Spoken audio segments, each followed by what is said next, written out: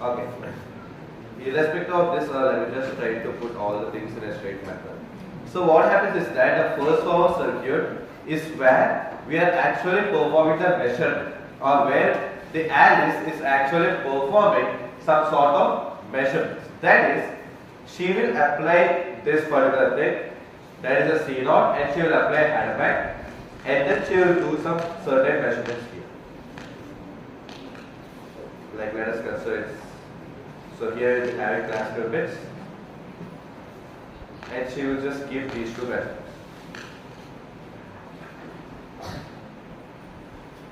And here one more thing, and here we will have one more.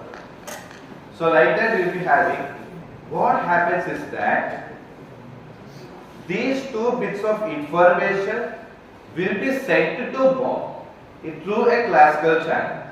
That is through a WhatsApp message as well. These two bits of information will be sent to my classical Bob by using a classical channel. By using internet or anything, these two bits of information will be sent to Bob. Now, what my Bob will do on that, based on the type of information which he is receiving, that is, this is C0 and this is C1. So, based on the values of C0 that C1 Bob is receiving, he will apply certain thing, or his own qubit, that is by qubit.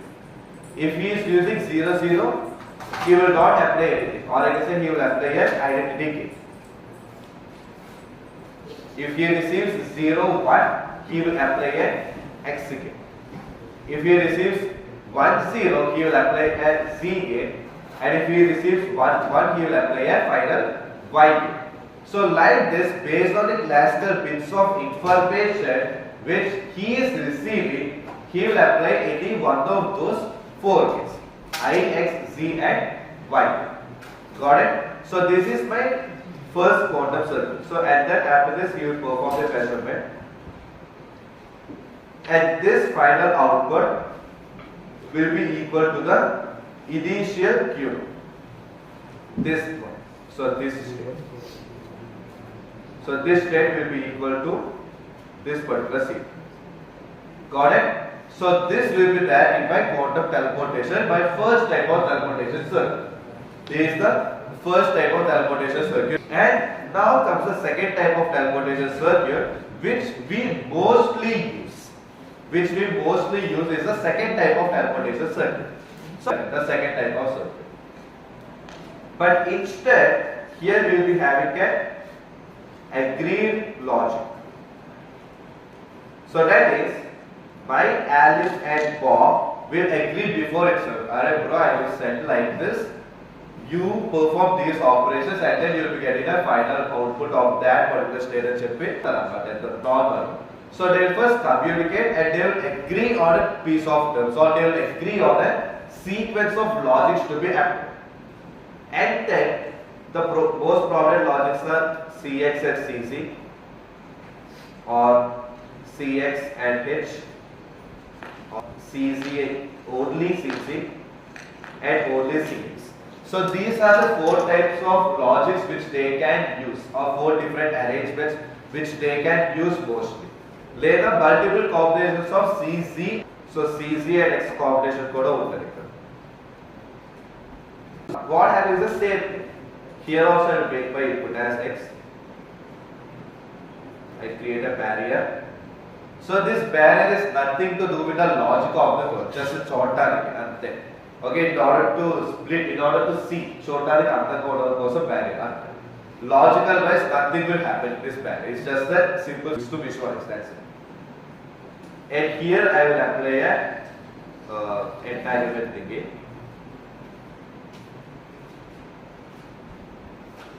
And here I will apply a bell shape. entire measure.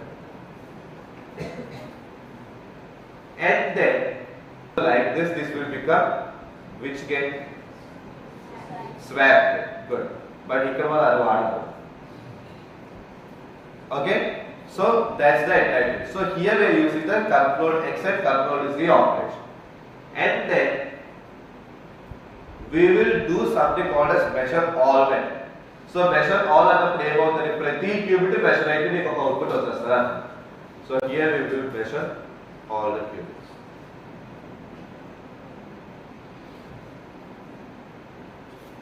Zero. So I will measure all day. The information which Q1 is having is one state. So that's why so first two type of destruction I come. So what is the third type of destruction? It can do anything. It can hold any value. So it can hold any value type of destruction. C0 and C1 can be any value irrespective of what the actual stuff is. So our carpenter C0 and C1 can be of any value.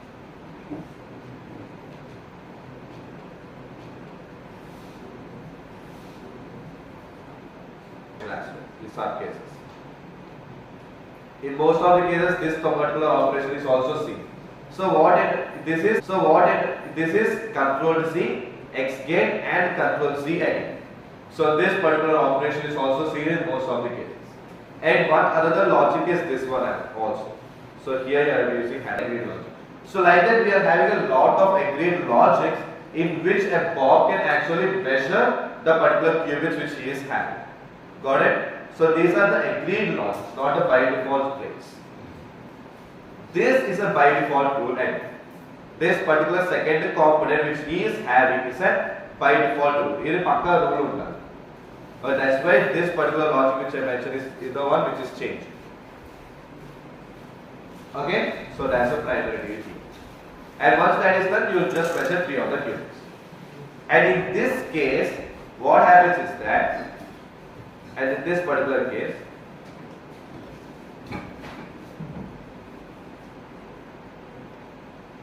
so and in this particular case, what happens is that simply to put, my C2 will definitely be equal to 1.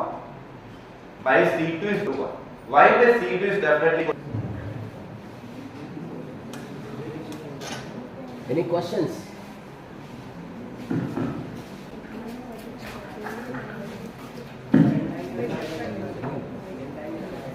Okay. So, I got a question. Unlike forces repel strongly and equal. If you go to very cool temperatures, so that phenomenon will happen in entangling of superconducting qubits. So, resistance is 0 equal to Josephson junction. So, that concept actually. So, strong coupling of the two electrons will happen, and that strong coupling of two electrons will give rise to the entanglement qubits. So this is just one way of creating an entanglement.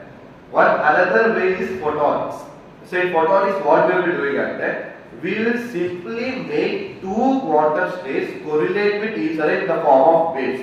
Two lasers per are two lasers okay wavelength, okay intensity are two wavelengths made of characteristic of that laser anukote.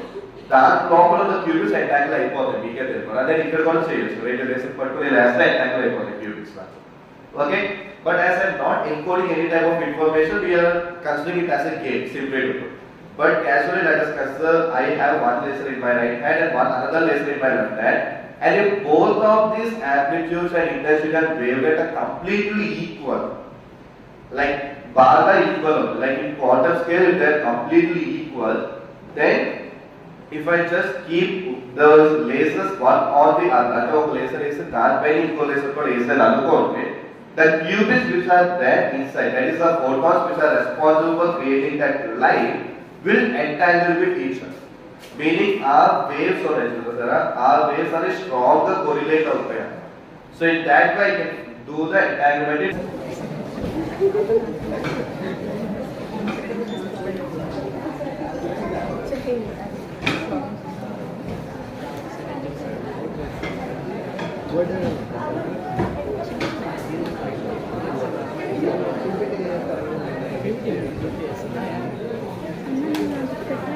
live Because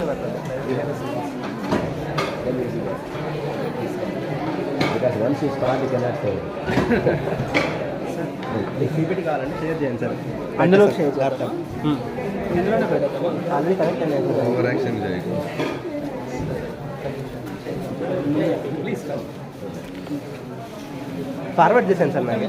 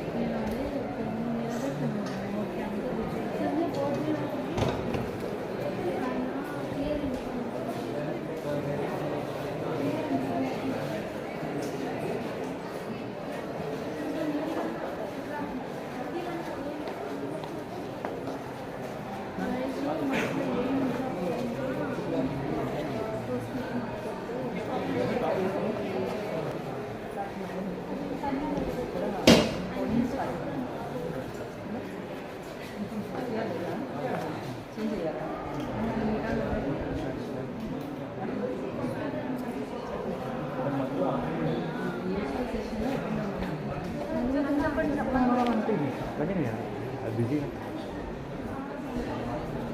అంటే ఇది work అవుతుంది work అవుతుంది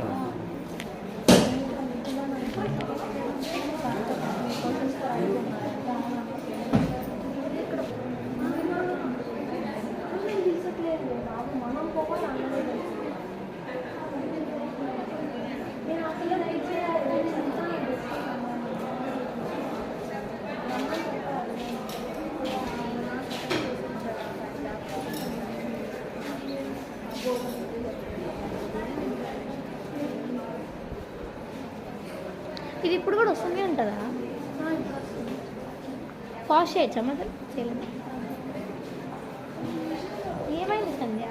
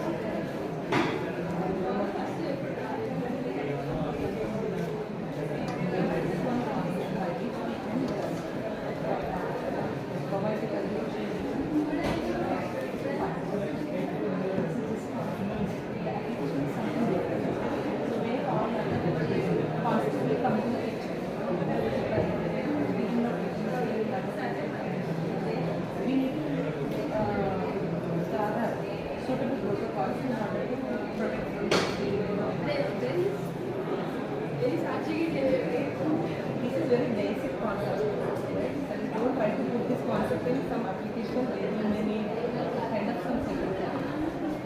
They're not talking about within security.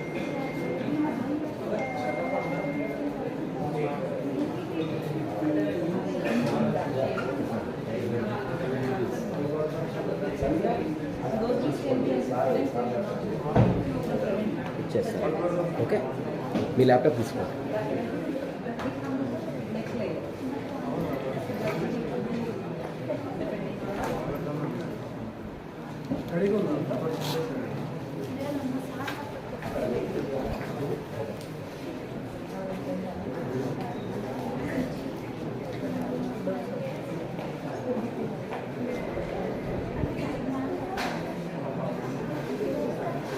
మీరు setup చేస్తారు.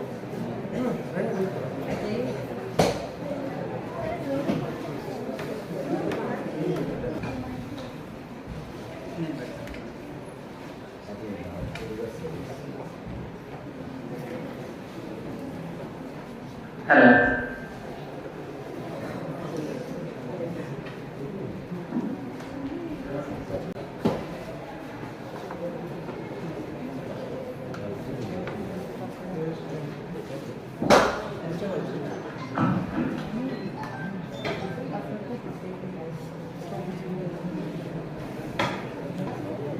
Doctor వచ్చేసారు actually ఇది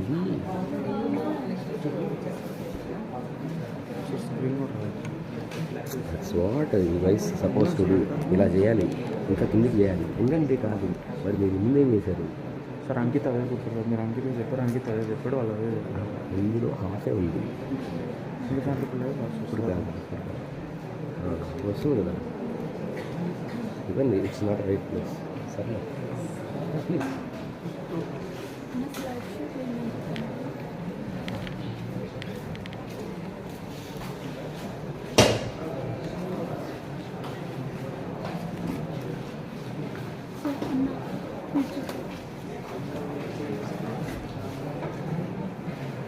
అలా focus introduction వస్తుంది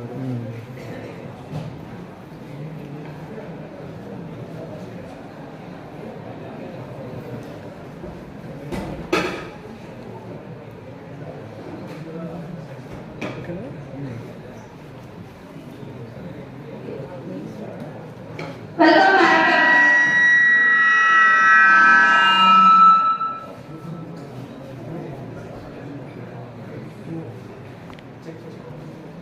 Welcome back everyone. So now we are having a new guest speaker with all of us and I am very happy to introduce him to all of you. He is none other than Mr. Abhijit sir, who is a knowledge associate at CDAC Hyderabad, and one more interesting thing is he is a part of alumni from RGUKT Basel. He has completed his pre-university course at RGUKT Basel. And few more lines about Mr. Abhijit sir will be given by Pooja.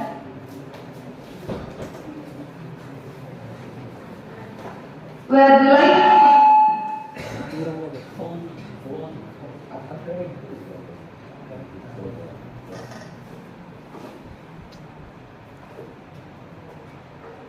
We are delighted to welcome Mr. Abhijit sir in professional working in the field of advanced and emerging technologies. He is currently a knowledge associate at CDAC Hyderabad, where he is working on the project of quantum accelerator. He has completed his FTech in quantum technology from the Institute of Space Science and Technology, Trivandrum, and holds a BTech in electronics and communication engineering.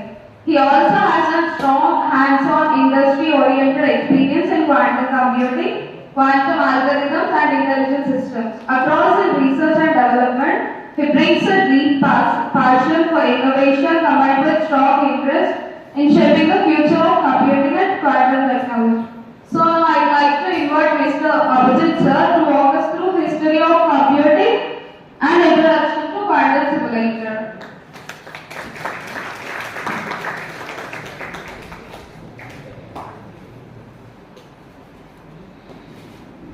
Hello. Hi. Good morning. Am I audible? clear? Really? So how are you all? How is it learning quantum? Yes? No, let us interact. Okay.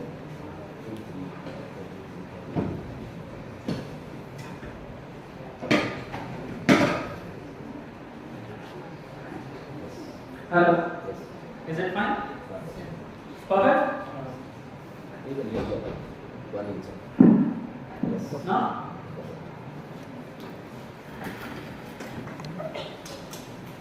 So, which year are you from? Second year, third year? Second year? First year? Yes. Because they have studied quantum physics. Oh, great. They have separate course. Course. I mean, quantum physics as well as quantum computing. Other than that, they are second year onwards. Yes.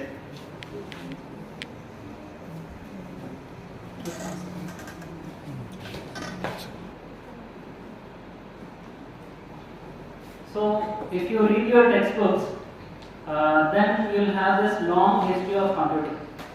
People have started computing. You know vacuum tubes? Have you heard about vacuum tubes? Yeah, they would have occupied this whole room, and lot of heat would have been produced. Right? Then what happened? The size getting reduced. Suddenly in 1950s and 1960s, we developed transistors.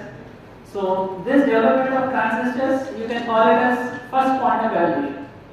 See, some scientist somewhere has thought that there are three different types of materials: conductors, insulators, and semiconductors. And somehow they found that very simply, these semiconductors acts in between conductors and insulators. Insulators completely do not conduct. Conductors will conduct electricity that we use in our copper wires everywhere, etc. So, in order to use electrons as switch, you need to have that small gap which you need to explore, right? So, what this small energy gap is given by semiconductors. Yes? So, that is how we are able to control the electrons, and that is how we are able to use laptops today. See how magical is this? Yes? A small switch, 0 1. We have from wooden switches to electronic switches, mechanical switches, finally to electronic switches, and somewhere in 1950s and 1960s, we have reached a stage where we could control the electron jumps. Yes? That is how transistors were created, and that is how logic gates were created, and that is how our processors were created, and that is how we are using mobile phones, laptops, everything. Yes, sir. So this is the whole. This is very common for us. Like if you go 20 years ago, there are no laptops with this much advancement. There are no touchscreen mobile phones. But because of continuous research, but it all started at transistors. Yes, sir. So suddenly we are able to control electrons. We are able to use it as a switch. And then boom, everything happened. Then in 1960s and 1970s, we went into, instead of single transistors, we tried to integrate 10 transistors or 100 transistors onto an integrated circuit. So that is how integrated circuits comes, first set of computers came into picture. Then we have microprocessors. Right now we use, people use Intel processor, somebody use AMD processors. So your laptops will have processors, right? So they have billions and billions of transistors. So if you ever Google the first image of transistor, it must be this big. The first image of transistor. They just try to understand the properties, electronic properties of material, and try to use it as a switch.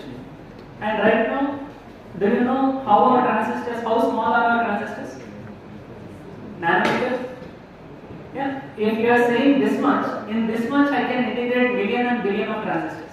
So within 1 inch chip, I can integrate millions of transistors, billions of transistors. Yes? So that much advanced technology we are in this era today. So you know the transistor size has reduced substantially. Yes? So then what next? Can you predict? So why are we here? Yeah. So what happens is, you go into nanometer level, you go into angstrom level, quantum effects will come into picture. You know what quantum effects are? Yes, what are they? You can answer, you can be wrong, you can be right, no issues, you can answer. So what are the quantum effects? So in your P1 or P2 or even in engineering first year, you might have studied about de Broglie's wavelength. Yes?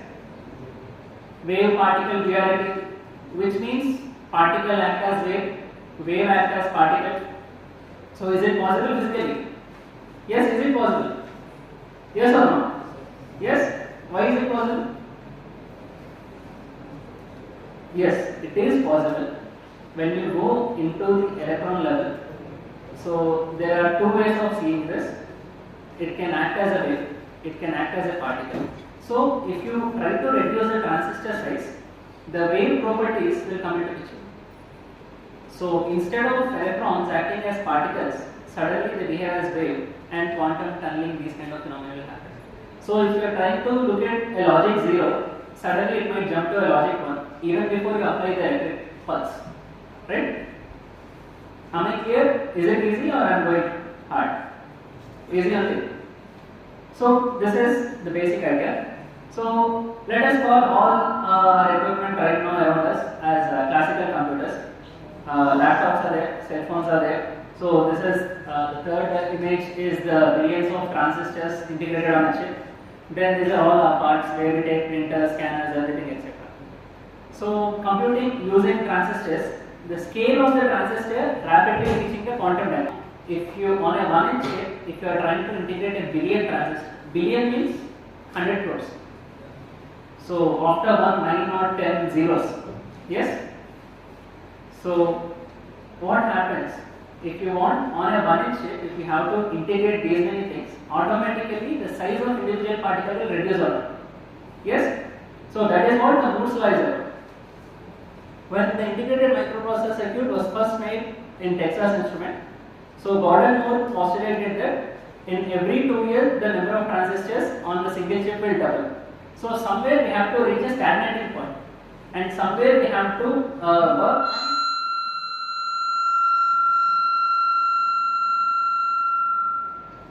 Okay, somewhere we have to work on quantum effects of reducing the size also.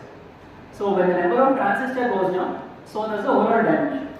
Transistor size will approach quantum dimensions. It has already approached because we have ultra large scale integration devices.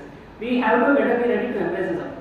And let us see, why are we moving into quantum computers? So we might have found out some serious limitations with our daily computers. But even with the advent of quantum computers, our daily computers will not go away. They have to stay and they will stay. Because all our financial transactions, all the internet, everything, our PDF files, everything, with the switch logic, this is fine. Everything is working fine around us for all our daily operations. For advanced computing operations, we need quantum computers. So what are the limitations of classical computers when compared with quantum computers? So there is binary processing. Classical computers use bits that are either 0 or 1. A switch can be either on or off. It cannot be both. Scalability issues. As the problems grow in complexity, like simulating molecules or optimizing massive systems, the resources required by the classical computers grow exponentially. See, when you are simulating the nature, see there are certain phenomena in nature that happen exponentially. Let us assume in case of nuclear bomb. So the exponential decay happens and the pressure builds up and the bomb blasts. If you ever observe a small lake or river, the weed around it doubles every day. So the nature follows in some cases the exponential process. But it is very hard for these computers to simulate the exponential process. This exponential process cannot be solved in polynomial time. So you know the complexity classes, right? Polynomial time, NP hard, NP classes. So these exponential phenomena, which are very important to understand in the nature, cannot be solved in polynomial time. Then inefficiency of certain algorithms. Yes. So with the advent of some new algorithms in quantum technology, our classical cryptography may break someday. Simulation of quantum systems is also impossible because for every qubit increase, the memory requirements goes exponentially large. Energy consumption is also high. So let us have a basic introduction into quantum technology. So quantum technology is a multidisciplinary field encompassing quantum physics, computer science, engineering. It also requires a lot of more fields. It requires cryogenic technologies, it requires cooling systems, it requires vacuum systems, etc. So it is a mix of everything, every engineering, electronics, pulses, microwaves, cryogenic systems, vacuum systems, integration, chip manufacturing, everything. All the electronic and mechanical information right now with what we use, what we store, follows the laws of classical physics. So quantum technologies are set to alter this scenario. The research and development in this field continues. The resulting technology could directly impact how we analyze data, how we understand data. We can design new instruments, we can communicate without being hacked, we can conduct and travel and financial transactions even by root level. So the sensitivity will of all the sensors will be 1 by n. So what happens is there is something called as classical noise limit or standard noise limit (SNL). So only up to that level only we can measure using classical sensors.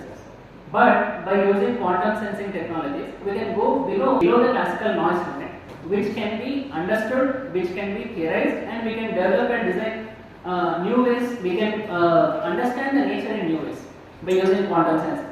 And then the development for quantum technology to get developed, we need to develop materials that behave in which the quantum principles work. So that is where the quantum materials and devices will come into picture. So if you see this circle here, so we have quantum technology areas, quantum computing, quantum key distribution, quantum software, post-quantum encryption. This is also a heavily booming area. If somebody is from CSC and if you are interested in cryptography, you can work on PQC. This post-quantum cryptography algorithms are such that we know that there are certain algorithms that break classical cryptography like elliptical curve cryptography, RSA cryptography, etc. So people are working on the cases where they are trying to develop the cryptographic systems in such a way that even quantum computers cannot break. Right? So our daily cryptographic system, your financial transactions, your internet, your HTTPS, everything, if they are using RSA or elliptical curve cryptography, if an efficient quantum computer comes into place in the next 5 years or 10 years, they can break the system by using Shor's. But now people are working on the technology that they are theorizing some things in this area called post-quantum cryptography, where these algorithms cannot be cracked even by quantum computers. Right? So this is one of the good areas. Then we have quantum sensors, we have atomic clocks. So you know the use of atomic clocks, they are sent into space for GPS, for latitude, longitude mapping. So everything, all the internet around us will run on the atomic clocks we have sent into the space. So the internet, the communication, the whole network will work on the atomic clocks, will work on the synchronization of atomic clocks overall the world. Then using quantum sensing, we can develop more efficient atomic clocks which can work more efficiently. Quantum materials, quantum memories and other things are there. So what does quantum technology promise? An exponential increase in the computational speed that we have been discussing since the last 2 days, I guess. The ability to break classical crypto systems, yes, that is why we are shifting to post-quantum cryptography. High degree of information security guaranteed by the laws of physics. So this is where quantum communication comes into picture. In quantum communication, if you just follow the laws, if you just follow the principles of physics, the cryptography is enabled by the nature itself. Then we can have accurate measurements and improved atomic clocks. Then we can use this quantum technology in discovery of new drugs. We can use this in financial markets. We can use this in space applications. We can use this in genetic kind of applications. So this is the whole area, the whole horizon in some of these areas. So these are all the areas where quantum computing can come into picture. So quantum computing might affect all these kind of areas. So this is all fine. Then how did talk begin? So we are discussing quantum computing from the last 2 years, 3 years when government started policies, or from the last 5 years. But there has to be a beginning for it. Yes, the beginning is the physics itself. So in 19th century, people thought classical physics and electromagnetic theory explained everything. There are only precise measurements left. But nature said no. Nature has already many hidden things which are yet to be discovered. So scientists observed abnormalities in procedures like black body radiation, Rutherford's atomic model theory, etc. So you know Rutherford's atomic model theory, right? 10th class, yeah? Yes. So what happens is he tried to explain it using laws of electromagnetics, but if you follow that atomic theory, the electron has to spiral into the nucleus and it has to destroy itself, which means all of us could not exist. Yes? Yes or no? But we are existing. So there is something more hidden in the nature. Yes? So that is quantum. So that is where Niels Bohr came into picture and he theorized the things. So scientists observe the things that the behaviors that classical physics could not explain. These experimental observations such as photoelectric effect, Bohr's atomic model, and these are all set into the beginnings of the quantum theory. Then finally we came to a conclusion that subatomic particles behave differently compared to particles with which they are made of. We behave differently. We obey Newton laws, we obey different things, we obey classical physics. But the particles with which we are made of, they obey different science. They obey quantum physics. Dual nature of matter was observed. A light is a wave explained through phenomena like superposition, interference, diffraction, etc. And again, a light is a particle explained through phenomena like photoelectricity. So, if you are in, if you read about electromagnetic theory in your EC, if somebody is from EC, they might have this course in their third years, or else that is basically understand. We know that light is a wave because we read about Huygens wave principle, everything, etc. So, to define light as a wave, we define the phenomena such as superposition, interference, diffraction, which light behaves. Yes. So light waves interact with each other; they superimpose. So two waves, if they are in phase, they ladder. If they are not in phase, they destroy. So this kind of wave phenomena is observed in light, and we are all convinced that light is a wave. And suddenly Einstein comes into picture and say, no, photoelectric effect is there, so light is a particle. So yes, dual nature of light is observed, and then people theorized dual nature of matter itself. So not only photons, all the fundamental particles exhibit this dual nature. They can act as waves, they can act as particles. So all these ideas led into this famous quote by Richard Feynman. Nature is quantum, so we need our computers to simulate nature. Then we have to design our computers; they should be quantum. Yes. So in order to simulate nature, we have to design our computers such that they follow the laws of quantum physics, and that is how quantum computing is came into. What is quantum computing? Quantum computing is a type of non-classical computing based on the quantum states of subatomic particles. The behavior is governed by the laws of quantum mechanics. Quantum computing is fundamentally different from classical computers, which operate using binary bits, which means a binary bit is as a switch, either 0 or 1. Whereas by quantum computing, we are using both the wave nature of particle and the particle nature of wave.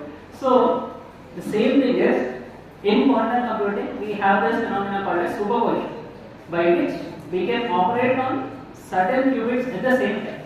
It's not only 0, it's not only 1. It can be 0 plus 1, it can be 0 0 plus 0 1 plus 1 0 plus 1 1. So it can be anything. So operating on multiple things at the same time will give you the exponential computational power.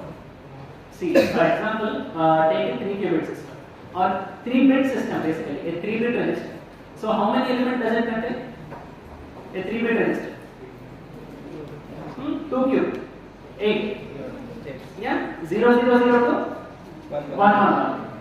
So if I have a classical computer or normal computer, I can only access one of it at a time. A basic understanding, right? Either 0 0 0 or 0 0 1 or 0 1 0 or 0 1 1, only one at a time. With quantum computing, I have the power that I can access 0 0 0 to 1 1 1 at the same stage. I can operate on them at the same stage. Yes, it has given you exponential power, right? So, you know, for 2 cube, there are 8 different possibilities. For 2 power 10, 1024 different possibilities. 2 power 20, something more. 2 power 50, more. So what if I operate on 2 power 50 possibilities at the same time? See how much exponential, it's an exponential blast. Yes? So that is the power of quantum computing. Yes, there are certain things, certain problems in certain areas. Pharmacy has certain problems, they want to develop new drugs. Space application has certain problems, they want to understand hidden galaxies, they want to know about whether there are any planets that behave like Earth or not again. So whether there are any habitable planets.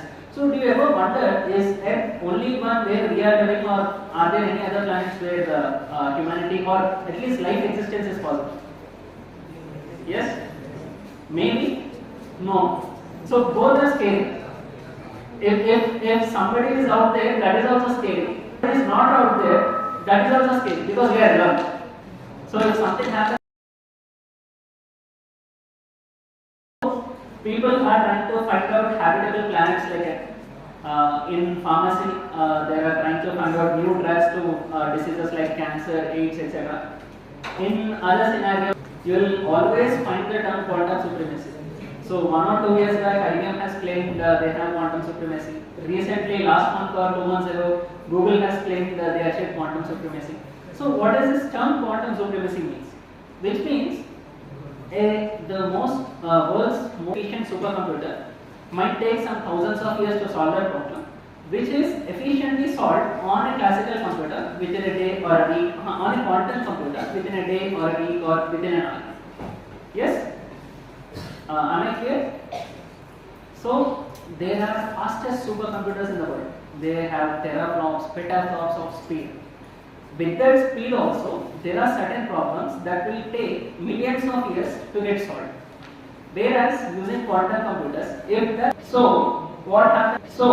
what happens is, for a very simple logic, if the particle starts to behave like a wave, can you contain it? No. So there is almost a probability that it can be at this part or it can be at this part, and in the between we have that energy band. Yes.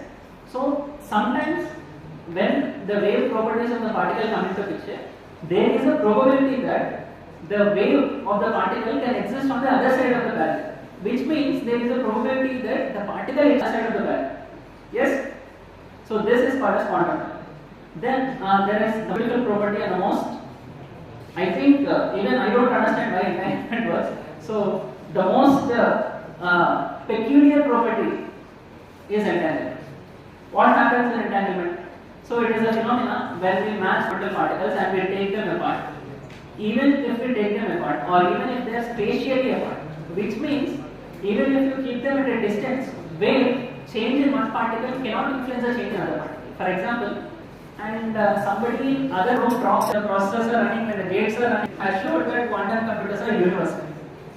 And then Peter Shaw came up with an idea to convert this factorization problem into a period finding problem, which is called as Shaw's algorithm. So this is the most. So basically what happens is, our general laptops or supercomputers will take millions of years to find the prime factors of two large numbers. So the idea is that data is absolute. Your data is, information is just trash. Yes, after millions of years. So that is how they are confident about this classical cryptosystem. But what happens is, science or AI background, so there are these new kind of things happening. Even if the data is encrypted, people are stealing your encrypted information, so that if an efficient quantum computer comes in the future, they want to use an efficient quantum computer and retrieve your information. So this is harvest now.